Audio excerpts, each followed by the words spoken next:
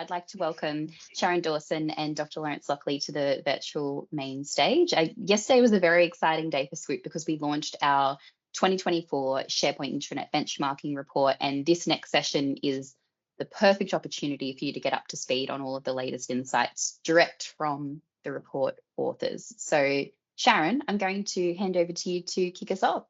Thank you, Emily, and welcome everyone to our session on how to manage a successful intranet.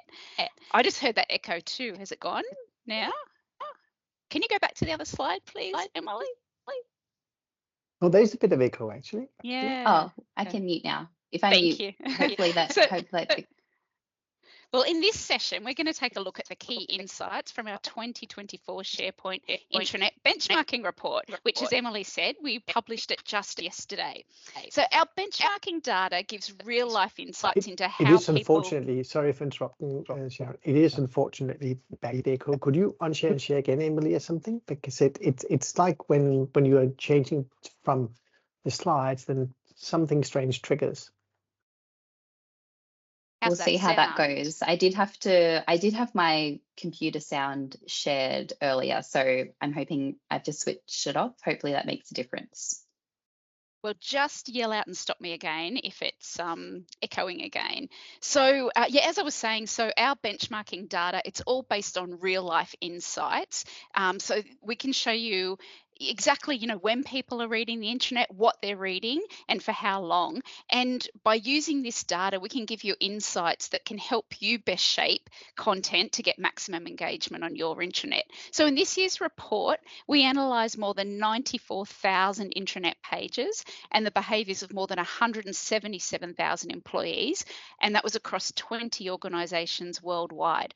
So that's almost tripled from our inaugural SharePoint Intranet Benchmarking Report, which we published last year. Hopefully a lot of you got to see that one.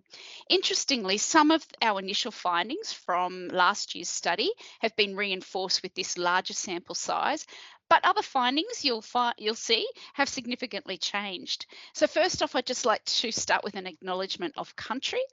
And I acknowledge that I'm hosting this webinar on the lands of the Ngarigo people. I also acknowledge the traditional custodians of the various lands on which you all work today and the Aboriginal and Torres Strait Islander people participating in this webinar. I pay my respects to elders past, present and emerging and celebrate the diversity of Aboriginal peoples and their ongoing cultures and connections to the lands and waters of Australia. And I'd like to introduce you to my fellow hosts. So we've got Dr Laurence Lock Lee, who's SWOOP Analytics Chief Scientist, and Matt Dodd, who is our Product Director and also a former Intranet Manager at Bank West. So we'd really like to make this session interactive. So I know you've been doing it in the last two sessions, but please keep all those Q&A questions coming. But differently this time, we're going to go through these findings of the report. So we'll sort of talk about each particular insight. So pop in and ask your question as they come to you, and we'll try to answer them before we move on to the next finding. We're also going to ask you a couple of questions along the way, so please join in these little polls. So first off, I'm going to hand over to Laurie to take you through the key insights from our benchmarking report.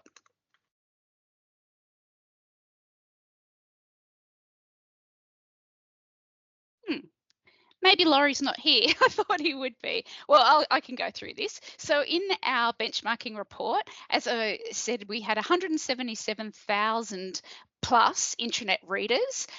So we broke down those 94,000 intranet pages. There were 57,000 that were news pages and 37,000 content pages. Overall, we looked at 822 SharePoint sites across 20 organisations. And we're going to move. Are you not in the call? Matt, can I bring you in here just to talk about the purpose of the intranet? Yeah, I think this was what was really interesting with this was that I find that there's okay. Can you hear me? Yes, we can, Laurie. Yes.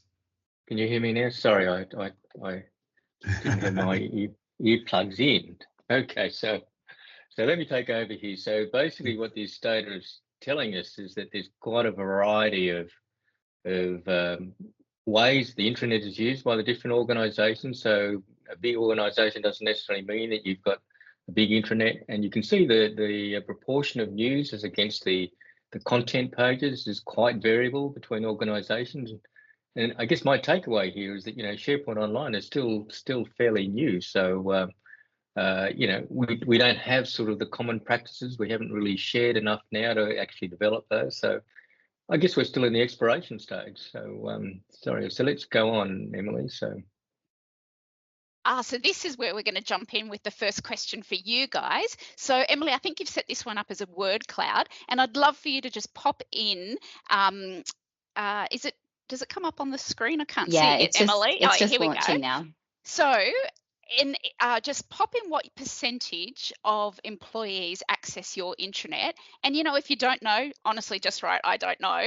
And we'd just be interested to make you think about the data, what it could be in your organisation. All right, that should probably do it, Emily. We've got quite a few responses there.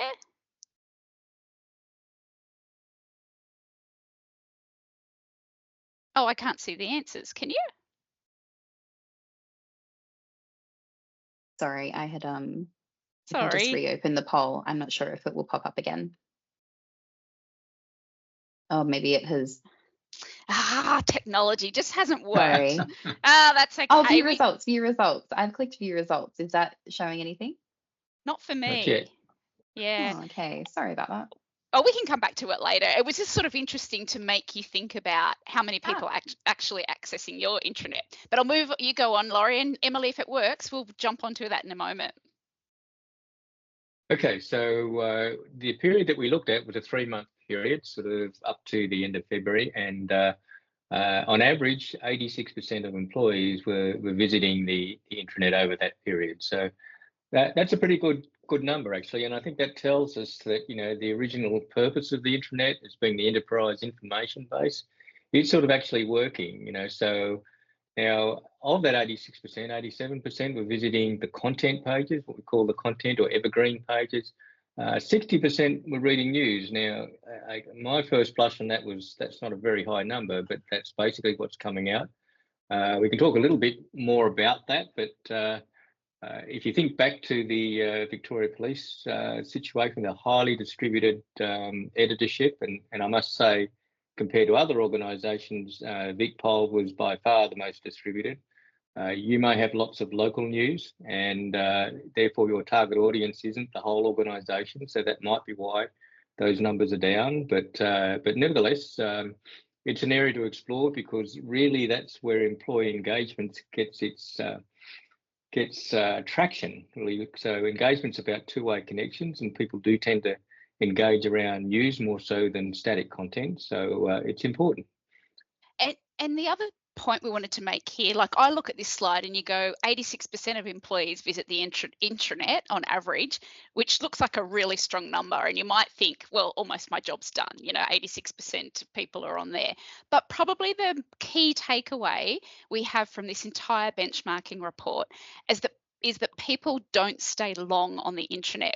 We'll get into this in a little bit more detail soon, but they have a time budget. So it's important to really showcase the news and the content that you need colleagues to see, so you can make the most of their short visit. I think that's fair, don't you think, Laurie? That was sort of the key takeaway. It's a lot of people on there, but it's a short visit. Yeah, and we'll go into that in a little bit more detail as we go through the presentation. So what's next, Emily? So how many people well, what targets? I guess one of the things we do in SWOOP is we benchmark, but we like to set sort of a target for you to aim at. Typically, it's the 80-20 rule. We say, well, you want to aim to be in the top 20%. If I look at the readership, I think if you're getting up around that 90% or over a 3-month period, I think that's a pretty good result. In terms of news readership, we're really a little bit puzzled as to what a target might be for that. But given the average is 60%, I think if you're below that, then you might want to strive at least to get to that. If you're above that, then you can start to think about what a real target is. And I guess really as internal communications people, your target would be 100% of your target audience, whatever that audience is. So if you're publishing news for the whole organisation, of course, your target should be 100% for the whole organisation. If you've got a lot of distributed sort of news, local news, then of course the number will drop back because you're not looking to share with the whole organisation. But so I guess that we're still got to work on that, on the news one a bit, I think so. Yeah, and part of our benchmarking, it's my favourite part, is Laurie crunches all the data, but then we contact, the high performers. We do this with across Viva Engage and M365 and Microsoft Teams benchmarking as well. And we contact people and we learn from them. So we can see the data, but what does it look like in real life? So we did the same with this SharePoint Intranet benchmarking. We spoke with lots of intranet managers, including Sarah from Victoria Police, who was here earlier, and there's a great case study in the report from Sarah. One of the tips we got from a lot of these managers is, if you're sending all company emails or newsletters, wrapping up news or information for your colleagues, make sure you just share like a teaser of what that story is, and then share the link onto to access the intranet. So it forces people to go onto the intranet. So we found that this is especially effective if there's something that will result in a benefit for employees. So think about that what's in it for me approach. So something like, accessing exclusive employee benefits or a competition or a message from a senior leader, just put the link into that newsletter or email that takes people to the intranet. So I'm going to hand over to Matt to show how you can find out who accesses your own intranet. Thanks, Sharon. Yeah, if we can head on to the next slide, Emily, it'd be great. So within the SWOOP dashboard, we have some essential stats. This looks at basically the last month of activity, and we'll give you the sort of details around visitors, but the key percentage in that little activity over time report there on the right hand side of the screenshot there is the percentage of people that have accessed the intranet in the time frame in that month compared to the number of basically the potential users you have. So the number of people that are licensed for your intranet. Great. Really that straightforward. And back to Laurie. Oh no, here's another question. Okay, this one's a poll, so this one's going to work, I'm sure. Let's take a punt here. How much time do people spend on the intranet? So this is different to that question in the break because that was about how much time people read news. So this is about how much time employees spend on the intranet each day. So this is taking into account content pages and news articles. Are you able to see the answers coming through, Sharon, or is that only a me? Oh, thing? now I can. Now yes, I can. Okay. Yes. Oh. Interesting. All right, we move on, Laurie. Reveal the answer. Oh, I think you have revealed it. Yeah, I didn't actually see the results of the poll, but the average time spent on the internet was 16 minutes, right? Of which most of it is reading content pages, right? So only a minute for news. Now that might not sound much, but the news is actually even more challenging than that because as you might know, sort of news in particular follows that whole long-tail digital distribution where you've got blockbuster news that takes up most of the visits.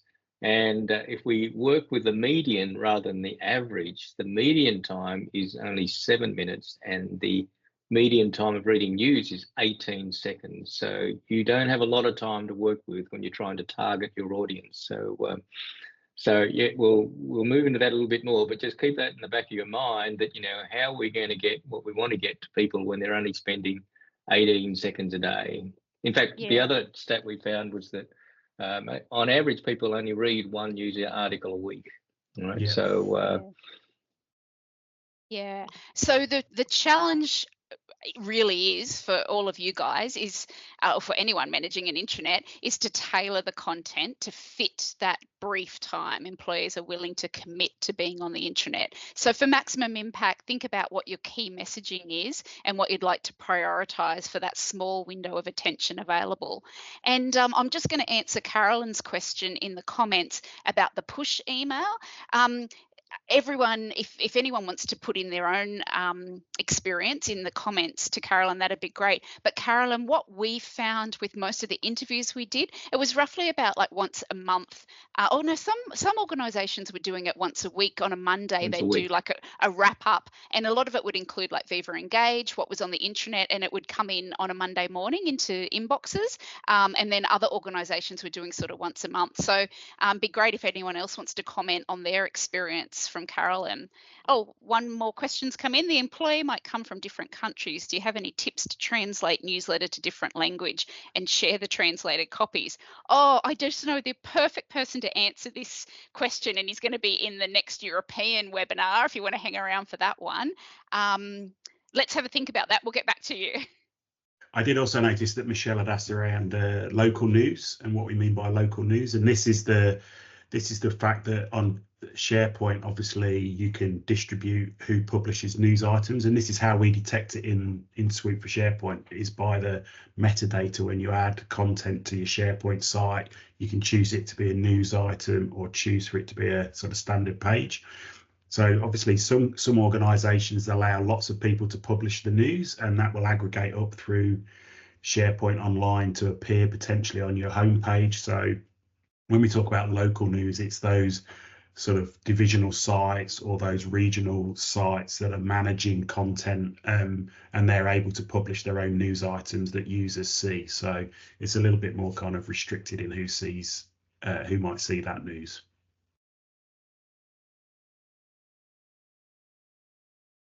The health score. So I'm going to pass over to Matt later to talk about this, but let me quickly go through and say that one of the things that we do quite uniquely at SWOOP is try to measure the health of your intranet page by page. And the score is between 0 and 100. And as you can see, the average is 47. So we've got a lot of scope for improvement. There's 3 dimensions of health: quality, experience, and engagement. Obviously, you can see that engagement's very low. Engagement is measured based on how much time people spend consuming the words on a page, and matching that against how much time they need to spend to effectively consume that content. And as you can see, this sort of reflects the whole attention problem, because people are not really spending enough time sort of consuming that content effectively. So let me go to the next page, Emily, and let Matt talk to this. He's the designer of the health, so he'll do much more more justice to this than I can. But yeah, go for it, Matt. Yeah, so the health score was really a way to sort of understand how the pages are put together, how they're being used, how they're being engaged with. So as Laurie mentioned, the engagement is really a factor of the time that people spend. Or even if they've visited pages at all. So it can really show if you've got lots of, if you like, surplus pages that people don't use, you'll get a sort of lower overall engagement score. The experience is really focused around what does it look like on the page. So we use a combination of a readability score. We use licks, so that looks at how complex the words are, how long the sentences, those sorts of things are. We also look at how long the headings on each page are. So are they, if you've got really long headlines, we know from research that they're not really well read. They'll focus on the first few characters. So we try and look at the length of the headings, and then we look at the makeup of the page in terms of how many paragraphs to headings there are. Because again, if pages are well structured, they're well broken down, people can see the headings, rather than being confronted with a wall of text. So a nice experience is, it reflects that how people are reading the pages. And then the quality is very much focused on, is the content got any spelling mistakes? Does it have any broken links that we've picked up? does it have an active author? So, you know, the person who last modified that page, are they still in the organization? And finally, is it how out of date is the content? So was it last modified within the sort of last 3 months, or is it older? And we know that even though you can have policies that might allow content to be only updated every, you know, couple of years or whatever, this is really, again, trying to focus, a bit like Stephen was mentioning New South Wales, on what's that quality like for a user. And as soon as you start to creep over 3 months, you know, the likelihood is people are going to ask, is this up to date? Is it relevant? And that creates that sort of quality impact. So yeah, really nice way to find that out about your intranet. There's a question from Richie here about, have we got any data on how news is consumed depending on the platform? So from SharePoint or news hosted on Viva Engage or Workplace. Richie, in the benchmarking report, there's a couple of really good case study examples, and Sarah from Victoria Police, who was on earlier, has a great example. What they ended up doing was getting a custom built web page at the bottom of each intranet news story. So the actual news is on the intranet, but for people to comment and get involved in the conversation, they've introduced a web part where they bring that original Viva Engage conversation onto the intranet. We've got another example from the UK, and they actually got rid of their intranet news and they've replaced it with Viva Engage for conversation. But Laurie will touch on a little bit more I'll of touch on that one soon. Yeah. And then there's another one from Tim here. Given news articles can appear in more areas than expected, like, oh yes, Tim, we're going to answer that one coming up. So Laurie, if you keep going, we'll answer that one, Tim. Okay, I hope. Yes. Next one, Emily. Oh yes, our last little poll. Yeah. What's the best day to publish a news article on the intranet?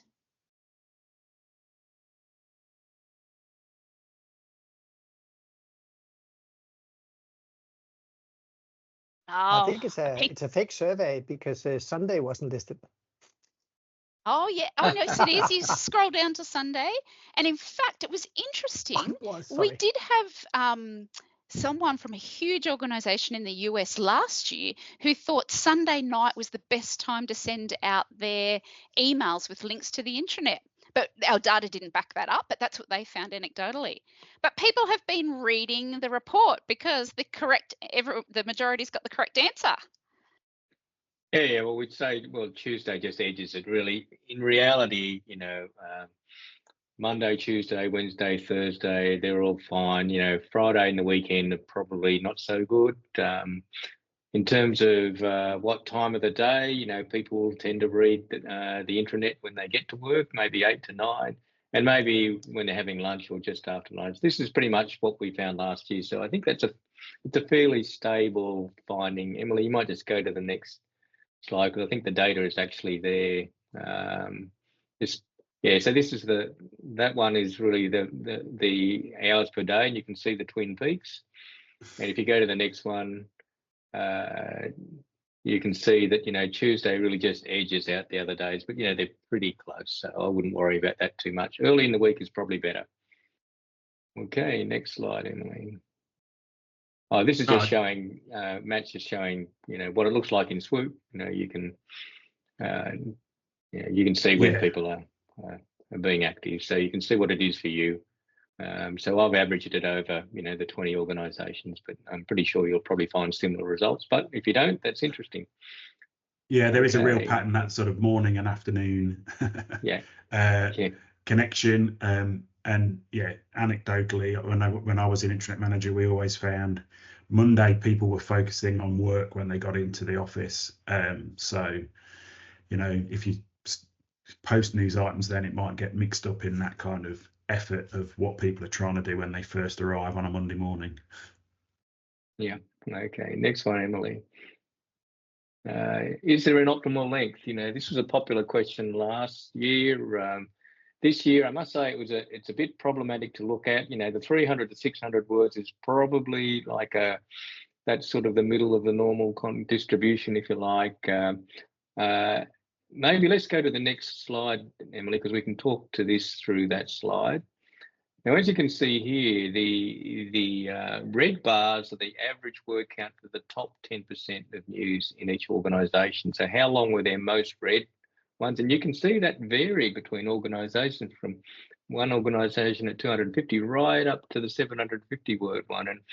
And the 750 word one, we actually did interview them, and I'll hand over to Sharon soon. But the point I want to make here is that when we look at the average of all news articles within the organisation, they tended to be about 100 words on average shorter than the ones that got read the most. But and that was for 13 out of the 15 that we looked at. So, but I'll hand over to Sharon, because she can tell us a little bit about the interview that we did with that one on the far left, which was very effective in its news articles, and they had longer articles. So so it was, the key was human interest stories, and especially about colleagues. So and it wasn't just this organisation, it was others as well, but whenever they were stories about colleagues, whether they knew them or not, you know, I guess there's some sort of relationship you have with these people, but they were the stories that received the most engagement, and it didn't matter about their length. Even up to 1,500 words, they were still the most engaged and read the whole way through. So what we really found, human interest stories, go for it, as long as you like lots of photos. Actually, just talking about answering Evita's question here about more detail about this Viva Engage web part. I can't just copy over the screenshot now, but it is in the benchmarking report, Evita. Sarah from Victoria Police shared the example and their screenshots in the report of that web part and what it looks like as well. So just download the report, go to the Victoria Police case study, and you'll see it. And Sarah, if you're still on there, I'm sure you agree, it was the same for you guys. It didn't matter when there were stories about people, they could go for as long as they want. But when it's corporate messaging, short and sweet is best. Okay, next one, Emily. So this is actually something that Matt proposed to me when we were doing the analysis, you know, is that maybe less could be more. And the important thing, so the obvious thing is that, you know, news follows like the typical blockbuster thing. The top 10% get visited by 72% of all the visit times and so forth. Obviously a lot less for the evergreen content pages, but nevertheless, I think what we found was that, you know, people actually do have a time budget for reading news. So if you put more news out there, they just scan it more, or they read less of it, you know. So having more doesn't necessarily mean you're going to have more people spending more time on news. In fact, they just share it more and probably get less engaged with it. So that's something to be really mindful of in terms of how you target your news. And I think as well, Laurie, it's about not only targeting your news, but how you target yourselves as internal communications teams. I certainly have worked in the past where, you know, we had targets for the number of news items we produced, which, given this kind of finding, is actually counterproductive. It would have been better to say, you know, think about how much content you're going to put out, or look at engagement sort of statistics, as opposed to everybody go out and produce 10 news items or whatever the target is. So I do think it's on internal comms teams to be really careful and think about what are those internal sort of KPIs and measures you might put in place when it comes to, you know, creating content. Okay, so next one, Emily. Oh, this is you anyway, Matt. Sort of. Yeah, this is just basically if you want to see what are the top news items in something like in SharePoint, in SWOOP for SharePoint, we have all the top news items listed. We give you the sort of number of visits and visitors that they're getting, and we're trying to move away very strongly from sort of page views and actually think about individuals visiting pages. And that's, yeah, it gives it all there, and you can go and look at a lot more detail. It also gives the health score. So if one of your popular news items does have a few errors in, it'll be a nice way where you can pick it up and go and make sure you get it corrected. Yeah. The device question, you know, what do people connect to the internet with? You know, it's their desktop. You know, this same as last year. Only, you know, we found 98.37 this year. Last year was like 99 point something.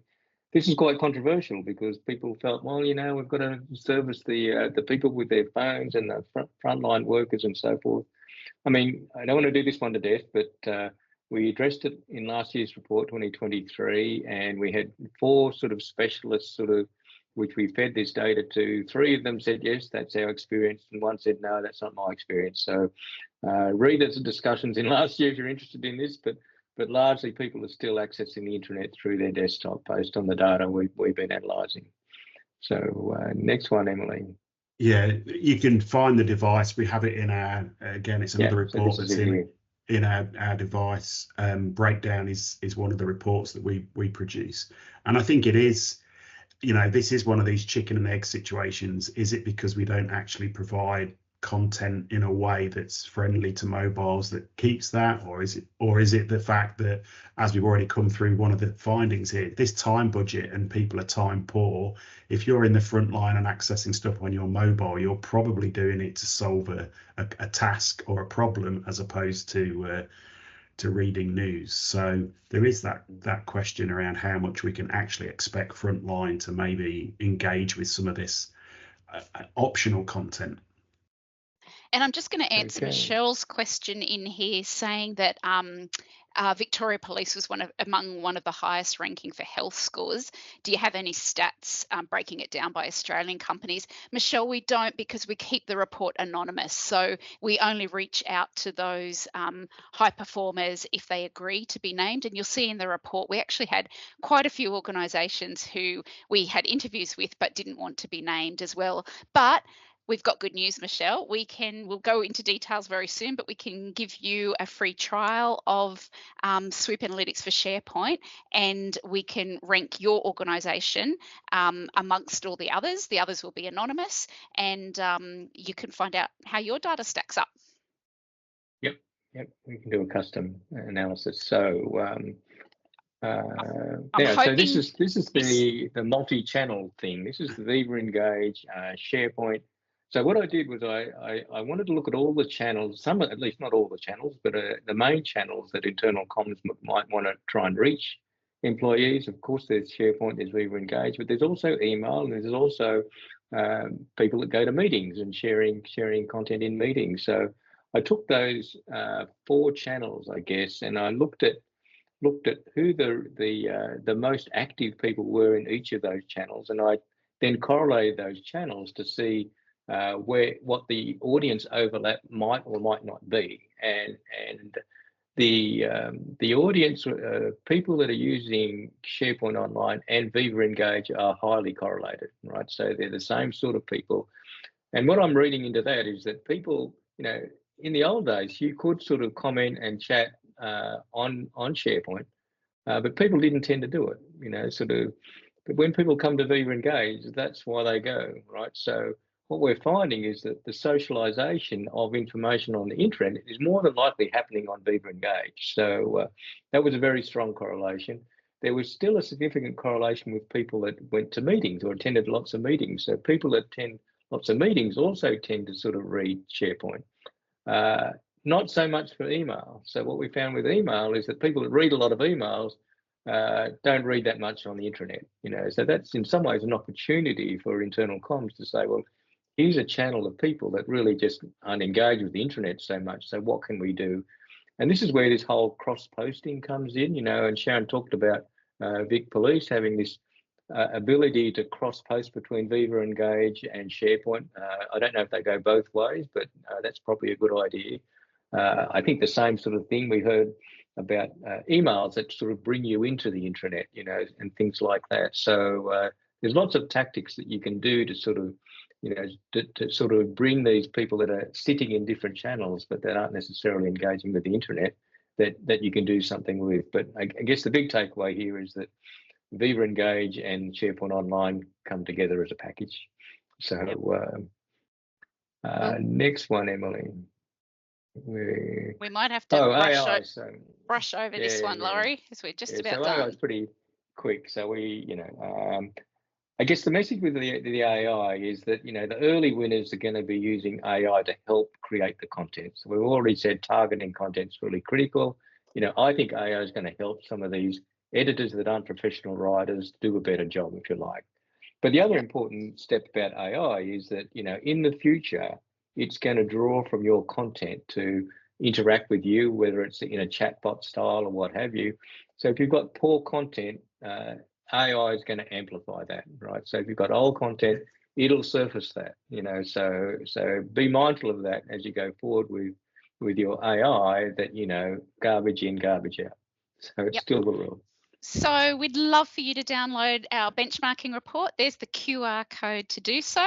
And just what I was talking about with Michelle earlier, Emily, if you can go to the next slide.